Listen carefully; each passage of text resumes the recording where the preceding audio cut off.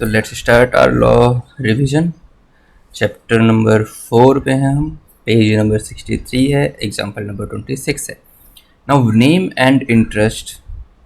And interest of mister Niranjan Iyer, a creditor of Modern Furniture Limited, has been kept outside the list of creditor while company went into reduction of its capital.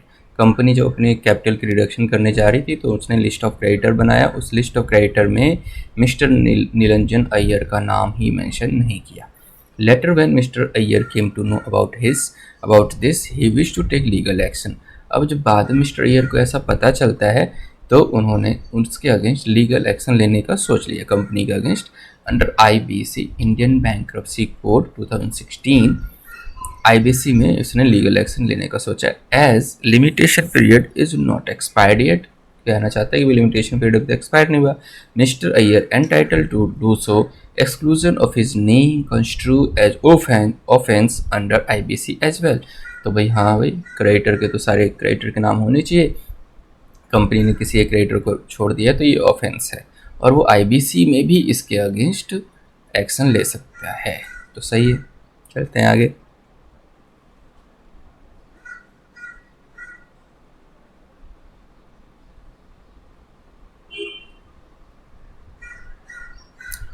अब हम आ गए हैं page number 68, MCQ illustration. Buyback and board resolution is allowed if amount involved is buyback with board resolution. मतलब buyback company कर सकती है board resolution के साथ अगर अमाउंट इन्वॉल्व होगा। कब तक, कितना?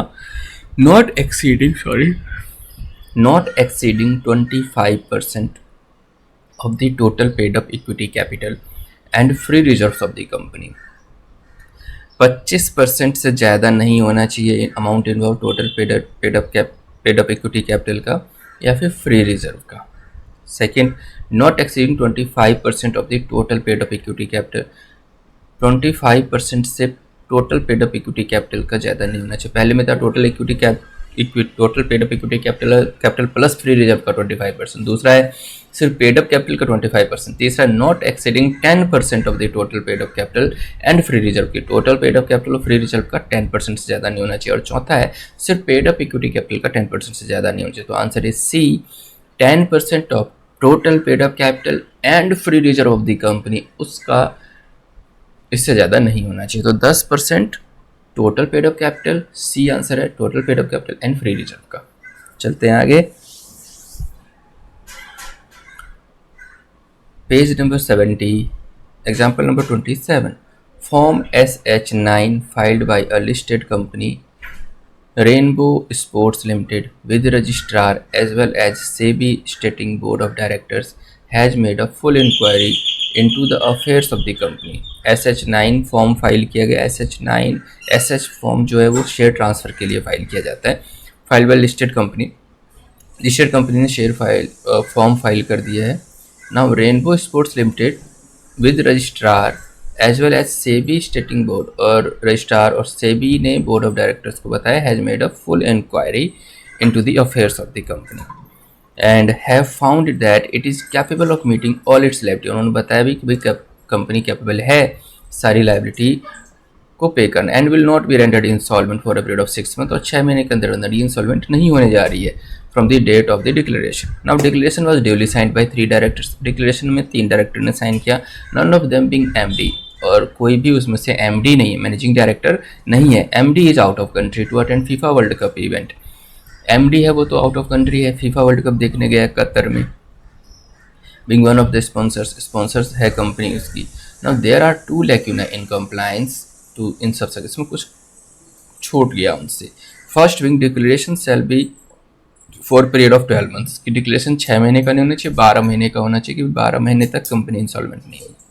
Secondly, if managing director is appointed then he shall sign the declaration of solvency, और अगर मैनेजिंग डायरेक्टर अपॉइंटेड है तो सॉल्वेंसी को लेकर, मतलब कंपनी इंसॉल्वेंट नहीं होने जा रही, कंपनी बर्बाद नहीं होने जा रही। सॉल्वेंसी मतलब कंपनी सही चल रही है, और इंसॉल्वेंसी मतलब कंपनी बर्बाद हो गई।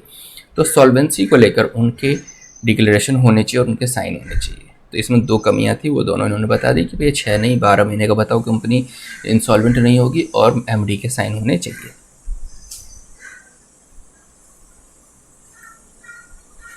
Now we are on page number 72.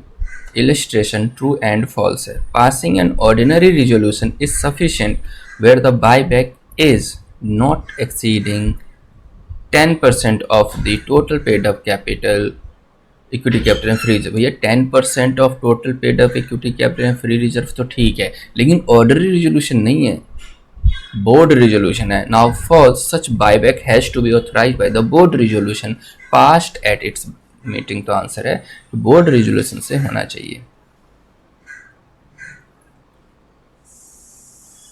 Page number 73. Illustration true और false. CRR can be used to issue partly paid bonus shares or finance discount portion of sweat equity shares.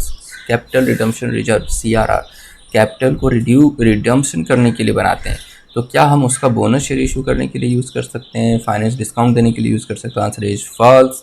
The capital redemption reserve account may be applied by the company in paying up unissued shares of the company to be issue to members of the company as fully paid bonus shares. तो finance discount के लिए नहीं है ये, जो पैसा लेना था शेयर होल्डर से, अगर वो नहीं आया तो उसकी पेइंग दिखा सकते हैं unissued shares of the company कि भाई एक शेयर्स अभी इशू नहीं हुए तो इसके बदले हमने ये पैसा यहाँ से रिकवर कर लिया है CRR से, और उसको हमने फुली पेड बोनस बनाने के लिए फुली पेड बोनस शेयर्स कर दिया. तो पार्टली पेड बोनस शेयर के लिए नहीं हो सकता है, फुली पेड बोनस शेयर के लिए हो सकता है. आंसर इसका ये है. We are on exam page number 74, example 28.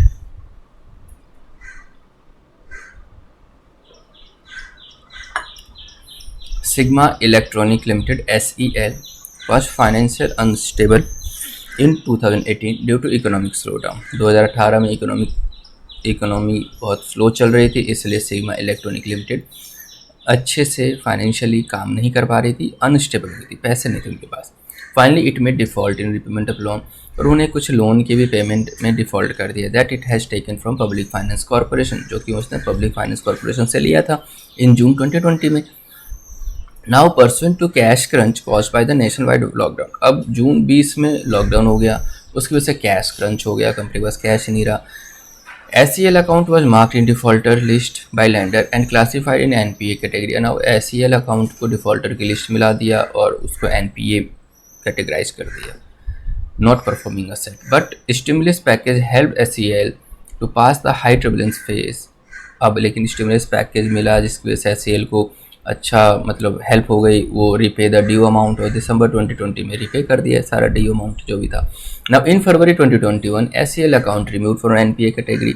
फरवरी 2021 में उसका अकाउंट भी हटा देते हैं NPA कैटेगरी से. Now SEL won a tender. अब SEL को एक टेंडर मिल जाता है जून के नहीं मिड ऑफ 2021 के मिड में, and become supplier to military retail canteen. अब वो मिलिट्री के कैंटीन को वो सप्लाई करेगा. Now SEL accumulate reasonable amount of reserve and attain the position cash plus. अब SEL के पास रीजनेबल अमाउंट है रिजर्व में, जिससे कैश सरप्लस चल रही है company. SEL decided to buy back 10% of its equity share. दिसंबर 22 में अब SEL अपने ही शेयर्स को बायबैक करना चाहती है. Now consider the fact stated in case. SEL shall not be allowed to buy back its security as 3 years has not been elapsed since when default is remitted. जो जब उसने default किया था वहाँ से 3 साल का टाइम बीत जाना चाहिए, उसके बाद ही वो बायबैक कर सकता है. तो अभी इसमें 3 साल उसका बीता नहीं है. डिफ़ॉल्ट जब उसने बनाया, डिफ़ॉल्ट कब किया था उसने 2020 में भी कैश क्रंच की वजह से नहीं हुआ. तो SEL पास ट्रिब्यूनेंस, तो it is repay the due amount on. तो 2020 तक तो वो डिफ़ॉल्ट में ही था, है ना. इन फरवरी और फरवरी के बाद में उसने रिपे, तो भी 3 साल तो हुए ही नहीं, 1 ही साल 1.5 साल हुआ है, तो इसमें ये नहीं कर सकती है कंपनी. अब हम आ गए हैं page number 76, illustration example 29.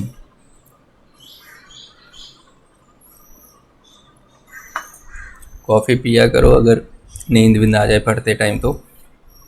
Example 29. The name 10% debentures indicates that the company shall pay interest at the rate of 10%. एक 10% डिवेंचर है, 10% तो ये बताता ही है कि इसको 10% इंटरेस्ट दिया जाएगा on the outstanding amount till maturity of such debenture.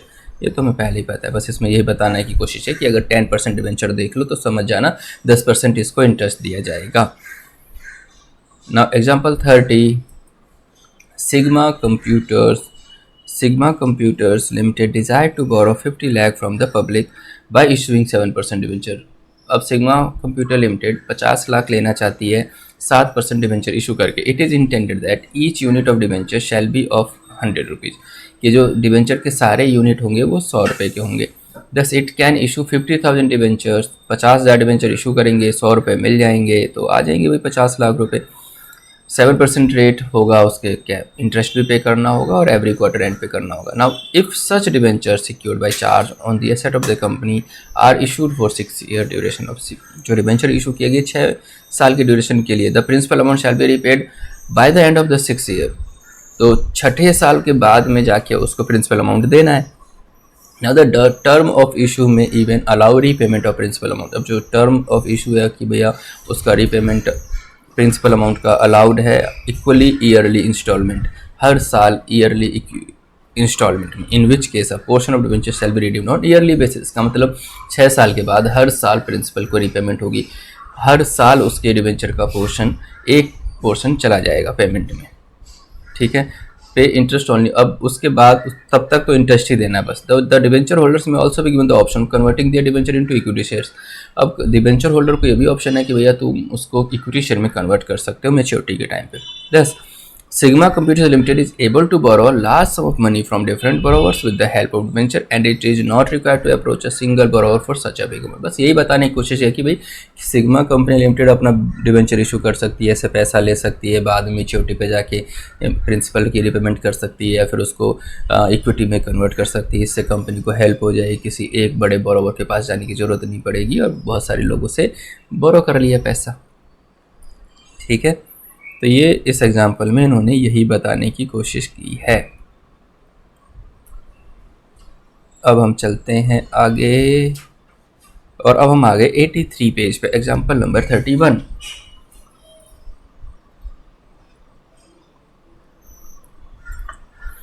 Roshan bulb limited took a bank loan in contravention to covenant regarding permissible debt equity ratio। Roshan bulb limited ने बैंक लोन ले लिया लेकिन उसने डेब्ट equity ratio का जो नियम है उसको फॉलो नहीं किया, कंट्रावेन कर दिया।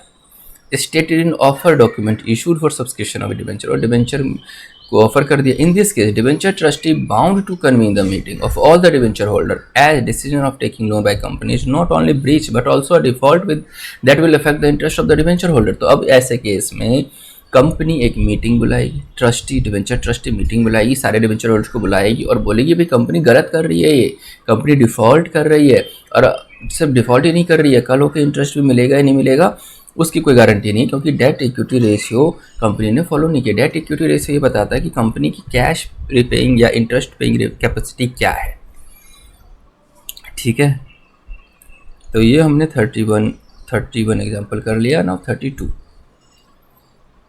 जब मैं पढ़ता था तभी मेरी मम्मी ऐसे ही कॉफ़ी लेके आ जाती थी और आज जब मैं काम कर रहा हूँ, अपनी प्रैक्टिस है मेरी और आप लोगों को कुछ एक्सप्लेन कर रहा हूँ, वीडियोस रिकॉर्ड करता हूँ, तब भी मेरी मम्मी वही कर रही है काम। जब मैं लेट नाइट पढ़ता था तो 12 बजे 1 बजे तक मम्मी साथ में बैठी रहती थी, कुछ बोलती नहीं थी, बस सुनती रहती थी कि मैं पढ़ क्या रहा हूँ। मम्मी का बहुत बड़ा सपोर्ट रहता है किसी की भी सफलता में। Now example 32। तो हमारा भी यही रोल बनता है कि भाई जीवन में चाहे कुछ भी हो, सफल हो या ना हो, जो भी चीज़ें हैं वो सब टेम्प्रेरी ही मिलती है। सफलता भी टेम्प्रेरी है, असफलता भी टेम्प्रेरी है, क्योंकि लाइफ का जो गोल है वो बहुत बड़ा है। तो एक गोल तो होना ही चाहिए कि आपकी वजह से पेरेंट्स के चेहरे पे स्माइल परमानेंट चाहिए, परमानेंट होनी चाहिए, है ना। तो बाद में कि फ़र्क नहीं पड़ता है, जब किसी चीज़ में आप असफल भी होते हैं तो ये लोग बहुत हेल्प करते हैं, बहुत सपोर्ट करते हैं, लेकिन वो सपोर्ट तभी कर पाते हैं जब उनको ये रियलाइज़ होता है कि भाई इस बंदे ने मेहनत बहुत की है, मेहनत में कोई कमी नहीं की है। ये नहीं कि भाई पापा बोल रहे हैं सुबह उठने को और हम सो रहे हैं, ये नहीं कि मम्मी बोल रही है पढ़ ले और हम टीवी देख रहे हैं, मस्ती कर रहे हैं, रील्स देख रहे हैं, वीडियोस देख रहे हैं। तो ऐसे केस में फिर पेरेंट्स का भी दिल टूटता है। जब पेरेंट्स देखते हैं ना बच्चे को मेहनत करते हुए, और फिर अगर कुछ ऐसा होता है, नेगेटिव रिजल्ट रहता है, तो फिर इनका फुल सपोर्ट मिलता है, और ऐसे केस में फिर हम एक ना एक दिन सफल हो ही जाते हैं। चलिए, ज्ञान ज़्यादा हो गया। Now example 32, page number 84। Debenture trustee fails in keeping a close watch on change in value of asset against which such debenture are secure. जिस असेट के अगेंस्ट डिवेंचर इशू हुए थे कि अगर डिवेंचर वालों को पेमेंट नहीं दिया जाए तो ये असेट बेच के उसको दे दिया जाएगा। अब उस असेट के जो यूज़ हुआ है उस असेट पे डिवेंचर ट्रस्टी नज़र बनाए के करा के रखता है कि कंपनी उस असेट के अगेंस्ट तो छेड़खानी नहीं कर रही, लेकिन कंपनी ने उसकी वैल्यू चेंज हुई है, उस असेट की वैल्यू चेंज हुई है which is specified primary responsibility, और ये डिवेंचर ट्रस्टी की रिस्पॉन्सिबिलिटी बनती है ना। It can be said debenture trustee fails to show degree of care and due diligence required of him as a trustee. तो यहाँ पे बता सकते हैं कि डिवेंचर ट्रस्टी ने अपनी ड्यूटी पूरी नहीं की, उसने ध्यान नहीं दिया, ड्यू डिलिजेंस नहीं किया, कि जिस असेट की ही रक्षा नहीं की, असेट की वैल्यूएशन पे उसने काम नहीं किया।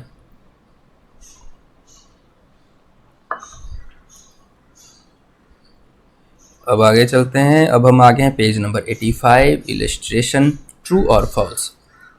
If interest to debenture holder remains unpaid for 2 years, then they may vote on resolution affecting their interest। क्या 2 साल तक इंटरेस्ट नहीं दिया जाएगा तो इंटरेस्ट होल्डर या डिवेंचर होल्डर ऐसा रिजोल्यूशन ला सकते हैं कि उनके इनके राइट्स को अफेक्ट किया गया। इस answer is no. False, no debenture holder can never assume voting right. Debenture holder को कभी वोटिंग राइट नहीं मिलता, वो इक्विटी शेयर होल्डर को, unless their debenture is converted into equity share. Unless की मतलब जब तक वो डिवेंचर होल्डर इक्विटी शेयर में कन्वर्ट नहीं हो जाते। दो similar provision exist in case of preference dividend. Preference dividend के केस में भी वो तब तक नहीं कर सकते जब तक वो प्रेफरेंस शेयर होल्डर के साथ ऐसा ना हो। Similar provision in case of preference dividend remain unpaid for 2 years, मतलब प्रेफरेंस शेयर होल्डर को भी वोटिंग राइट नहीं है, डिवेंचर होल्डर को भी वोटिंग राइट नहीं है। तो इस तरीके से हमने सारे एग्जाम्पल्स कवर कर लिए, इलस्ट्रेशंस कवर कर लिए, जो कुछ एमसीक्यूज दिए गए थे चैप्टर्स के बीच में वो भी कवर कर लिया। तो अब हम टेस्ट नॉलेज के एमसीक्यू बनाएंगे, उसके सारे क्वेश्चंस कवर करेंगे, और ये करेंगे हम नेक्स्ट वीडियो में। तो दोस्तों, कैसी लगी वीडियो आपको? प्लीज़ वीडियो को लाइक करना, शेयर करना, अगर आपकी हेल्प हो पा रही है तो किसी और की भी हेल्प हो जाए, कमेंट भी करना कुछ, ठीक है। तो मिलते हैं नेक्स्ट वीडियो में, तब तक के लिए बाय बाय, टेक केयर।